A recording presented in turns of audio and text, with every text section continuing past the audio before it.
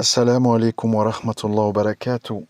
Paix sur ceux qui suivent la guidée, paix et bénédiction sur le prophète sallallahu alayhi wa sallam, sur ses compagnons, ses amis, sa famille, ainsi que sur tous ceux qui le suivront de bonne foi jusqu'au jour du jugement. Je refais un audio sur la situation qui évolue de l'Iran pour essayer d'expliquer aux musulmans en fait comment il faut gérer psychologiquement la situation. Parce que je vois en fait beaucoup de musulmans mal à l'aise et disent enfin un pays qui jette des missiles sur Israël, mais en même temps c'est l'Iran, qu'est-ce que quoi? Nos pays sont des pays vendus, traîtres, eux au moins, enfin bon, tout ce discours-là. Donc les gens sont plus ou moins sur ce discours, mais se positionnent, ils savent pas trop où en fait. C'est un peu mal à l'aise, je comprends, je comprends. Donc je vais essayer de donner une piste de réflexion pour que vous puissiez comprendre comment il faut gérer la chose.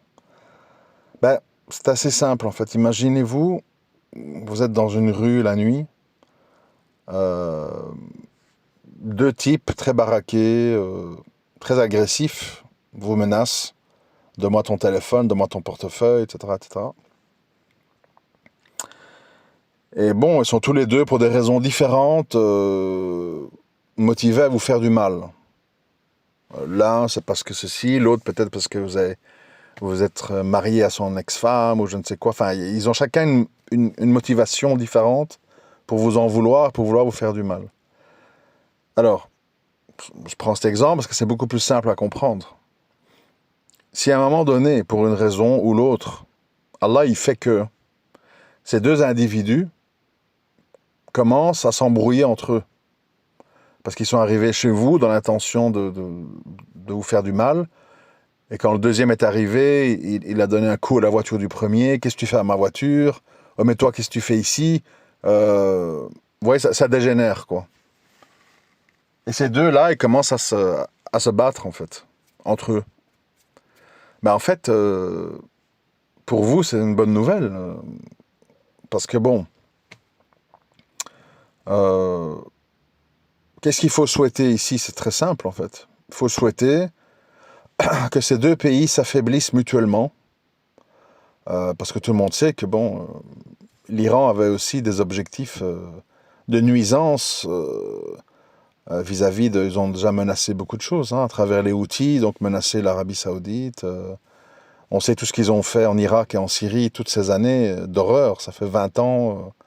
Ça fait 20 ans. Pour les plus jeunes, ils ne le savent pas, malheureusement. Ça fait 20 ans, en fait, que nos frères et sœurs subissent, et quand je dis nuisance, c'est gentil, mais subissent des horreurs en Irak et puis en Syrie à cause de l'Iran et ses milices.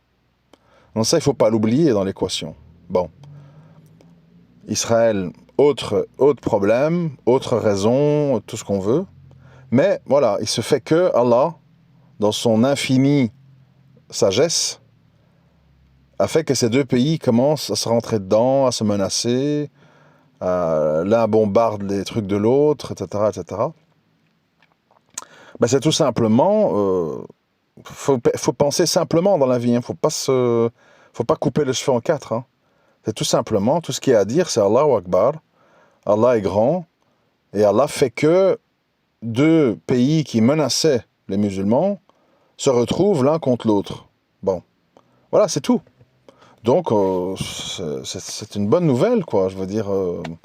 En fait, tout ce qui fait du mal aux musulmans, même si c'est fait par des musulmans, entre guillemets, par des gens qui se réclament de l'islam, ou par des chiites, ou par des ceci, ou par des satanistes, des francs-maçons, des communistes, ce que vous voulez, si ces deux-là commencent à s'étriper, c'est un peu comme si vous me dites, demain, en Afghanistan, il y aurait l'Amérique et les Russes, ils finissent par se faire la guerre entre eux. C'est bien, c'est ce que je dise. Tant mieux, quoi, voilà. Comme ça, le sale boulot est fait par d'autres. De toute façon, c'est comme ça dans la vie. C'est toujours le sale boulot est fait par d'autres. Ici, vous voyez bien, l'Occident, avec des variations, mais c'est quoi en fait Israël? Israël se sent... Vous savez, Israël, moi je le vois un peu comme un pitbull, en fait, vous voyez? Ça aboie, ça bave, ça mord, on est organisé, on est moderne, on est riche, on a des startups, Tel Aviv est une ville moderne, machin, on est à la pointe de... Bon, vous voyez, il est tout à fait très, très agité, très excité. Et pour des manipulateurs, c'est toujours très intéressant d'avoir un pitbull au bout de sa laisse, vous voyez. Ça permet de faire peur aux gens, ça permet de lâcher, et ça permet en fait de terroriser un peu un endroit, quoi. Imaginez, de nouveau, j'aime bien faire des parallèles, hein. Y a un type là, en banlieue ou en cité, et il est avec un gros chien agressif comme ça. Ça va lui éviter beaucoup d'ennuis, et voilà, ce chien, il va devenir quelque chose d'intéressant. Alors, si moi je suis une vieille qui habite au rez-de-chaussée de la cité, je suis tout le temps emmerdé par les jeunes, ils cassent ma vitre, ils zonent, ils m'insultent, ils veulent que je sois une nourrice pour mettre du shit chez moi, etc., etc. Et moi je vois en fait qu'il y a quelqu'un là qui a un pitbull qui leur fait peur, ils n'aiment pas les chiens, le chien il est agressif, il est fort, etc. Ben moi en fait j'ai dit, ah chouette, ça va, je vais me faire ami moi avec le propriétaire du pitbull. Je vais dire, écoutez, vous pouvez un peu passer par chez moi de temps en temps, parce que j'ai plein de jeunes qui m'ennuient, etc. Et je vais le financer. Je vais dire, ah, si vous voulez, en échange de l'aide que vous me donnez avec votre chien, moi je vous achète les croquettes, je vous paye les vaccins du vétérinaire, parce que vraiment, je suis une vieille femme, j'ai besoin de vous, etc. Alors l'autre gars, il est tout fier. Ah ouais, mon chien, c'est vrai. Ah, vous allez me payer, super, un truc. Et alors il vient, il fait des rondes autour de chez moi, quoi. Donc en fait, c'est quoi concrètement? J'ai engagé un vigile, indirectement. Mais en fait, Israël, c'est le vigile de l'Occident, surtout de l'Amérique, on va dire, mais indirectement de l'Occident. C'est-à-dire, bah, c'est celui qui fait les rondes dans la région là-bas, quoi. Alors on lui envoie un peu d'argent, des armes, mais bon, tout le monde le sait, hein, l'Amérique coupe les robinets, c'est terminé, quoi. Donc le vrai boss de cette affaire, c'est les financiers et les gens qui fournissent les armes. Et puis les autres, au milieu, il y a toutes les prostituées qui, bon, Israël, je t'aime, mais pas trop. T'as le droit de te défendre, mais attention, on va pas trop loin. Gaza, c'est pas bien, on va reconnaître l'État palestinien, mais on a quand même Israël dans notre cœur. Enfin bon, ça c'est Macron qui fait le tapin. Bon, ça c'est les faibles. Les faibles, bon, bah, ils sont obligés de se tortiller en mini-jupe au talon, quoi. Mais bon, donc ils sont insignifiants, ce sont des parasites qui tournent autour. Mais ici, en fait, c'est quoi? L'Amérique a son agent sur place, au Middle East, qui finance et arme. Et les autres qui fanfaronnent et qui se croient comme ça, très importants, très puissants, machiaves, trucs, machin. En fait, c'est des pions. C'est des pions. Les autres font semblant, oui, oui, machin, Israël. Mais en fait, c'est juste que ça permet d'avoir quelqu'un qui fait le sale boulot. Vous savez, dans tous les trucs, dans tous les systèmes mafieux, t'as ce qu'on appelle les hommes de main. Il y a ceux qui font le sale boulot. Tiens, va battre un tel, tiens, va faire peur à un tel, tiens, va racketter un tel. Voilà, les hommes de main, les petites mains, quoi. Mais le parrain, c'est pas celui qui va dans les boutiques et qui sort un flingue ou qui met le feu à un truc pour avoir quelque chose. Le parrain, il est dans sa villa avec ses champs d'olivier et son chien, et c'est un bon papa qui a l'air tout gentil, au milieu d'une statue de la Vierge et d'une croix du Christ. Bon. Les gros parrains sont là, ils sont pas sur le terrain. Ça, c'est les petites mains. On envoie les jeunes, les gens les Albanais, les machins, les gens qui veulent se payer un truc, qui sont tout contents d'entrer dans la mafia. Les parvenus, les arrogants, enfin les pitbulls, quoi. Donc voilà, c'est ça le schéma, vous comprenez? De l'autre côté, on a l'Iran, en fait, qui est galvanisé par le fait qu'ils sentent que la Russie, le Pakistan et la Chine sont un peu derrière eux. Ils ont fait des progrès en armement, ils ont des choses, missiles balistiques, programmes nucléaires, etc., etc. Ils espèrent ou ils spéculent sur le fait que les Russes, les Chinois vont peut-être intervenir si ça va trop loin. Bon, moi je ne sais pas, je suis pas dans les secrets, donc je ne vais pas imaginer, mais je ne sais pas exactement c'est quoi le jeu auquel on assiste avec la IEA, l'agence nucléaire qui vient, qui fait des inspections. Bon, je sais pas trop à quoi ils jouent en fait. Je suis pas un scientifique, hein, je connais pas les trucs d'enrichissement, bombe, pas bombe. J'ai publié la vidéo aujourd'hui de Netanyahou aux Nations Unies. Elle date de 2012 en fait, donc il y a 13 ans. Il disait de la semaine prochaine, ils ont la bombe. Bon, il y a 13 ans. Donc on a compris, tout ça ce sont des excuses qu'on agite. En fait, ce sont tous des gens, des espèces de bandes mafieuses entre eux, qui délimitent des territoires et chacun veut fixer des limites à l'autre. Et quand ça dérape, ben ça, voilà. Après, voilà, Qadar Allah, Allah il fait ce qu'il veut. Comme je l'ai dit, moi ça me concerne sans me concerner. Ça me concerne en tant qu'habitant du monde, donc je me soucie de ce qui se passe dans le monde. Maintenant, moi ce que je vois, c'est uniquement le fait que deux entités qui font du mal aux musulmans s'entre-déchirent. Donc, si vous voulez que je fasse à part me féliciter, je ne sais pas, je ne vais pas pleurer, je ne vais pas dire oh, vive l'Iran, vive Israël. J'ai dit débrouillez-vous en fait. Bon, malheureusement, j'ai entendu aujourd'hui que les Gazaouis continuent à être bombardés. Parce que bon, comme j'ai écrit, on voit parfois les Israéliens dans des sous-sols et des bunkers. Oh, les pauvres, ils doivent attendre la sirène, machin. Ah, mais les autres, là, à Gaza, ils n'ont aucun bunker, ils attendent dans leur tente en crevant de faim, des missiles qui leur tombent dessus. Bon, là, tout le monde s'en fout. Donc bon, mais ça, on est habitué. Le sentimentalisme, à géométrie variable, qui sont les bons, les mauvais, pour qui on doit compatir et pour qui on ne doit pas compatir. Donc voilà, en fait. Et puis on en vient à des situations tellement absurdes, parce que maintenant tout le monde le remarque, il ne faut pas être très finot pour comprendre. Tout le monde remarque en fait, Israël a le droit de faire des guerres préventives, et si l'autre répond, ça devient un agresseur. Donc, en fait, c'est fou, en fait. C'est exactement comme si, les exemples que je donne, tu peux les continuer, en fait. Je viens dans ton magasin, je te raquette, je te menace, je mets le feu à ton magasin. Tu viens chez moi et tu mets le feu à ma baraque. Ah, truc salaud, il est venu mettre le feu chez moi. Oui, mais hier, tu as mis le feu à son magasin. Il t'a juste répondu, en fait. Donc, oui, mais j'estimais que son magasin, il allait vendre des trucs que je veux pas qu'il vende. Ah, ben, si tout le monde fait ça, où est-ce qu'on va, en fait? Tout le monde tue tout le monde. Tout le monde attaque tout le monde. Hein. Enfin, voilà. Tout ça, c'est extrêmement simple, extrêmement... Mais, voilà. Mais en tant que musulman, en tant que croyant, moi, j'y vois des bonnes choses. J'ai dit, la situation bouge, enfin, hein, ça fait 12 ans qu'on attend ça. Hein. Iran, l'Israël, on va t'attaquer, on va raser Israël, on va raser Téhéran. Bon, ben maintenant, voilà, on y est. Donc voilà, comme quoi tout vient à qui sait attendre. Et ben nous, la vie continue, quoi. La Syrie se reconstruit avec les Turcs, les machins. On est à l'extérieur de tout ce cinéma. Bon, la Jordanie, tout le monde a vu qui est le roi de Jordanie, avec ce qu'ils font là. Bon, espérons que le peuple soit un jour libéré de ce clown grotesque. Enfin bref, lui et sa femme. L'Arabie, ben l'Arabie c'est l'Arabie quoi. L'Arabie c'est on fait du business. On n'aime pas l'Iran. On veut normaliser à terme avec Israël pour faire du business.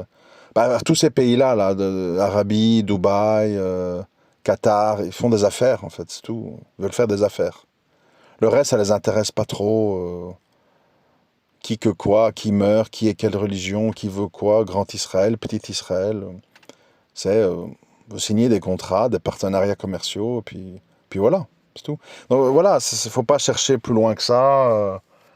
Comme je l'ai dit, on veut peut-être ne pas l'entendre, parce que les gens sont là, oui, mais au Maroc, ils ont fait tel et tel accord avec Israël, oui, mais en Arabie, oui, mais truc, les Iraniens au moins, c'est pas ça en fait, ce sont tous des pays qui ne sont plus dans l'idéologie islamique. Vous comprenez? Parce que tu dis l'islam, les gens sont choqués. Oui, mais ils prient, oui, mais tu vois, ils ne comprennent pas. Il faut expliquer bien, quoi. Ils ne sont plus dans l'idéologie islamique, c'est-à-dire que l'islam est un patrimoine culturel qu'on maintient en place avec des mosquées, des imams d'État, on faxe le khutbah de vendredi, machin. On occupe les gens, oui, oui, va apprendre l'arabe, récite le Coran, dans les 10 façons, le Tara la Hijaza, machin. Ça, tout ça, ça va en fait. La culture, le vernis, on fait des concours de Coran, le Ramadan, tous les commerçants ont leur chiffre d'affaires qui explose, c'est bien pour le commerce. On vend des moutons, si tu sais pas payer, tu fais un riba pour acheter ton mouton. Donc tout ça, c'est pas un problème. Tu achètes ton billet pour le Hajj, truc, tu claques du pognon. Tout ça, ça peut continuer, tu vois. Mais l'idéologie islamique, c'est-à-dire l'idéologie de l'islam, pas les choses culturelles, elle, en fait, elle est autant, si pas plus combattue qu'ailleurs. Donc, en fait, maintenant, on est dans une situation où on en revient à ce que j'essaye d'expliquer à longueur d'audio, qui est très mal compris, mais c'est pas grave. Enfin, pas tout le monde, heureusement. Qui est de dire, voilà, voilà la situation. Qu'est-ce que le prophète, sallallahu alayhi wa sallam, il a dit? M'excuse, hein, il faut quand même s'en remettre à ça, à un moment donné. Hein. Ou bien on prend une autre religion. On dit, c'est pas vrai, c'est faux, j'écoute pas, bon. Il a dit, s'il n'y a pas du bien dans les gens du Shem, il y aura du bien nulle part. Donc, moi je suis obligé, en tant que musulman, c'est pas avec mon nefs, de dire, j'espère, je souhaite que les gens du Shem, donc le Shem, je rappelle, c'est la Jordanie, la Palestine, la Syrie et toute une partie de l'extrême sud de la Turquie. Les gens du Shem sont occupés à, comment je vais dire, à sortir un peu de l'hégémonie des dictateurs chiites, on va appeler ça comme ça pour simplifier, mais enfin, il y avait les Alaouites, les machins, le Hezbollah, bon. À travers le fait que Israël se dresse contre eux et dépense toute leur énergie contre eux, bon. Donc moi, je vois une grande mécanique comme une horloge suisse qui se met en place, oui. Évidemment, les choses se font pas en un jour, parce que les gens ils disent ouais, il faut la charia demain en Syrie, ils comprennent pas en fait que on revient de loin, tout est cassé, faut payer, faut faire revenir les gens, enfin bref, j'ai déjà expliqué, je vais pas le redire. Donc c'est ça aussi, je lis des commentaires, je réponds pas, hein, parce que je veux rester poli, donc je réponds pas par écrit, mais qui me disent ouais, mais tu fais la même erreur avec Joulani et la Syrie que tu fais avec le monde arabe. Je répète ce que j'ai toujours dit. Je ne vais pas crier et je ne vais pas me fâcher. Je vous ai toujours dit, je ne compare pas un pays qui sort de 13 ans de guerre, qui est ruiné, qui a des millions de réfugiés qui doivent revenir, des centaines de milliers de maisons qu'il faut reconstruire, dirigé par des gens qui ont été 20 ans sur les terrains de combat, avec des chimpanzés et des clowns qui sont là, gros comme des porcs, malades, qui passent leur vie à Paris, qui envoient leurs enfants étudier à Harvard, et qui tiennent le monde arabe enchaîné. Alors qu'ils ont de l'argent, ils ont du tourisme, ils n'ont pas de guerre. Donc c'est pas la même chose. Ça n'est pas la même chose. Sans compter qu'en Syrie, malgré la misère, malgré les difficultés, malgré tout ce qu'on veut, ils essayent de maintenir l'essentiel, petit à petit. Ils ont dit, dans toutes les plages publiques, etc., c'est terminé, les maillots, machin, truc. Ils font des choses, mais comme ils peuvent et au rythme qu'ils peuvent, vu la situation. Ailleurs, tout le monde s'en fout. Ailleurs, c'est la foire. C'est tout. Donc, faut pas tout mélanger. Et l'Arabie, c'est un cas à part, parce que l'Arabie, c'est un dirigeant qui est un peu comme ça farfelu, et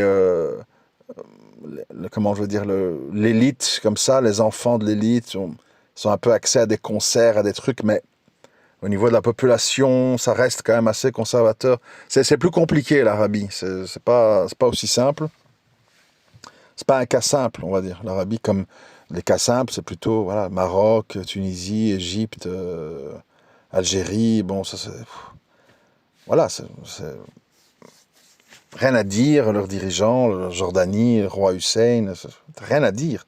Des gens insignifiants qui ne produisent rien, qui ne disent rien, qui ne décident rien, gens invisibles en fait. Ils sont juste sur leur trône, prennent leur pognon, et ils jouent au golf, ils fument des cigares, et ils voyagent avec leur famille. C'est tout. Voilà, c'est tout. Donc, moi je suis obligé de me référer à ce que le prophète sallallahu alayhi wa sallam a dit. S'il n'y a pas du bien dans les gens du Cham, il y aura du bien nulle part. Et à l'heure des grandes tribulations, les meilleurs des musulmans se retrouveront dans l'oasis d'Al-Ghouta, à l'est de Damas. Bon, voilà, moi c'est les données que j'ai. Après, voilà, si vous voyez ailleurs des lueurs d'espoir, grand bien vous en fasse. Hein. Je vois le chaos, je vois des guerres civiles, je vois des gens qui s'entretuent en Libye, en Somalie, en Mozambique, machin, et Daoula truc et machin, les tribus, attentats, suicides, bon. Là où je vois que quelque chose se met en place, peut-être pour dans 30 ans, c'est en Syrie. Voilà, c'est tout. Donc voilà ma position. Tout ça est très logique, tout ça est très interconnecté, tout ça est argumenté. C'est pas comme ça, je suis fasciné. Non, je réfléchis avec nos données eschatologiques, les hadiths, les versets, les ceci, les cela. Et de là, on développe une pensée et on essaye de comprendre ce qui se passe. Et toujours, Allah, il a fait qu'il a parfois anéanti un mal par un autre mal. Hitler a été arrêté dans son expansion nazie par les communistes russes sur le front de l'Est et par les Américains, surtout les Américains, on va dire, sur le front ouest. Il n'y a personne qui est musulman là-dedans. Voilà. Donc, Allah, il rééquilibre les choses. Il anéantit un plus grand danger par un moindre danger, et ainsi de suite. Il est omniscient. Nous, comme je l'ai toujours dit, nous sommes des spectateurs. Pour le moment, le musulman est faible. C'est une réalité. Faible jusque dans nos familles, dans nos couples. Faible, nous sommes faibles. Du mal à se marier, du mal à rester marié, du mal à éduquer des enfants, du mal à gagner de l'argent. La plupart des gens que je connais n'ont pas le permis, n'ont pas de voiture. On est en bas de l'échelle sociale, quoi. On est en bas. Donc voilà, on survit comme on peut, on chipote, les gens sont là, devoir gérer des complications humaines, ils sont en guerre avec leur famille, avec leur mari, avec leurs femmes, leurs trucs, les enfants, ils ne voient plus leur père, ils ne voient plus leur mère, qui est en psychiatrie, qui prend des médocs, qui est dépression, enfin bon. Elle est très faible. Donc on s'en remet à Allah, qui nous renforce, et qui rééquilibre les choses de la façon la plus bénéfique pour nous. C'est la situation dans laquelle on est. Moi, je ne l'ai pas décidé, je ne m'en réjouis pas, je subis, comme vous, on subit ensemble. Et c'est déjà un grand travail, je parle pour moi, hein, c'est déjà un grand travail de sauver sa foi, sa pratique et sa vie privée. C'est déjà un grand travail, pour moi, hein. J'imagine que c'est le cas pour la plupart d'entre vous. Je connais vos doléances, n'arrive pas à me marier, machin. Je me suis marié trop vite, maintenant je me retrouve dans un truc où je suis en prison. Bon, voilà. Les enfants, je peux pas faire d'enfants en Occident, comment on va les éduquer voilà. On nous sommes englués là-dedans. Bon. Donc ça me tracasse par contre. Comment on va faire, comment on va en sortir, comment on va trouver un chemin, comment on va réussir à ce que les gens de bonne volonté, les sincères et les véridiques parmi les musulmans arrivent à mettre quelque chose en place pour s'entraider et se sortir du trou, etc. Ça m'intéresse. L'Iran, l'Israël, le plus longtemps ça dure et le plus de destruction qu'il y a, le mieux que c'est. Bon, donc s'ils peuvent se faire la guerre 6 mois et que tout est plus ou moins rasé des deux côtés, ce serait génial. Voilà, c'est tout. Alors on va me dire, c'est une parole violente. Non, c'est pas violent, c'est pas moi qui ai choisi de faire la guerre. Hein. On va pas m'accuser. Moi, j'ai rien fait. Hein. C'est Israël qui a décidé d'attaquer l'Iran. L'Iran a décidé d'envoyer des missiles balistiques. Moi, je prends pas parti. Je regarde le spectacle, c'est tout. Comme les Libanais le font, tout le monde, Jordaniens, les gens de Gaza, évidemment, ils se sont réjouis. Hein. Enfin, ils ont un peu leur oppresseur qui est touché. Donc chacun, pour des raisons diverses, assiste au spectacle. Et puis bon, on voit qui est qui, quoi. Macron qui saute sur un pied et sur l'autre. C'est normal, l'Europe est très faible, elle est vieillissante, elle est surendettée. Elle est complètement à la ramasse au niveau intelligence artificielle, robotique, machin. Et en fait, c'est un jeu entre boss, c'est-à-dire les Chinois, les Américains, de qui fait quoi et qui agite son videur qu'il a placé à gauche, à droite, quoi. On va voir, ça c'est l'étape suivante, qui peut être intéressante. Est-ce que les Chinois et les Russes vont entrer dans la danse si cette guerre va trop loin en Iran? Elle dure longtemps. Là, ça serait autre chose. Là, on serait dans une autre dimension. C'est pas encore le cas, donc pour le moment, tout le monde va vider ses réserves, tout le monde va se menacer, s'insulter par réseau interposé. Et puis on verra, hein. On verra. Ben, nous, on assiste, hein, les spectateurs. Pour des raisons diverses, on ne prend pas parti, en fait. Parce que les deux nous ont fait du mal. Donc, et différemment, et à d'autres époques. Et, bon, voilà. Mais en gros, les deux nous font du mal. Donc, pour nous, plus ça dure longtemps, et plus il y a de destruction, et plus ces deux fauteurs de troubles sont affaiblis, le mieux c'est. Voilà, je ne peux pas expliquer mieux. C'est logique, c'est simple, c'est compréhensible de tout le monde. C'est pas, faut pas avoir fait un doctorat en sciences politiques et sociales pour comprendre ce que je raconte. C'est du 1 plus 1 égale 2. Voilà. Après, chacun fait ce qu'il veut. Je vous remercie de m'avoir écouté. À bientôt, Inch'Allah. Assalamu alaikum wa rahmatullahi wa barakatuh.